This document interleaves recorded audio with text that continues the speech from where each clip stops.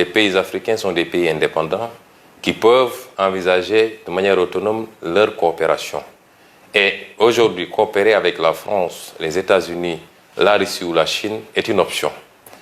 Mais ce que je voudrais dire à nos amis africains, c'est de faire très attention sur un certain nombre de questions. Il n'est pas question de remplacer un partenariat qu'on considérait défavorable par un autre qui peut l'être beaucoup plus. Et remplacer un drapeau par un autre ne milite pas en faveur du combat pour la souveraineté des pays africains. Nous devons être très prudents, l'ouverture certes, mais à l'endroit de la Russie également. Ce qui est attendu, ce n'est pas un partenariat de guerre.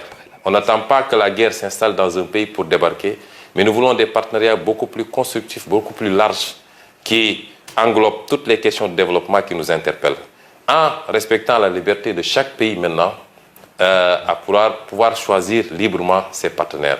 Et aujourd'hui, ce qu'on voit souvent dans certains pays africains, avec beaucoup d'euphorie, me semble ne pas aller dans ce sens-là, c'est-à-dire on n'est même pas dans cette situation d'assumer une conquête légitime de souveraineté, mais on est dans le remplacement. Et est-ce que ce qu'on remplace est-ce que ce par quoi on remplace vaut mieux que ce qu'on remplace? Je n'en suis pas totalement sûr. Et nous devrions traiter ces questions avec beaucoup plus de sérénité, beaucoup plus d'analyse prospective et non pas de manière émotionnelle.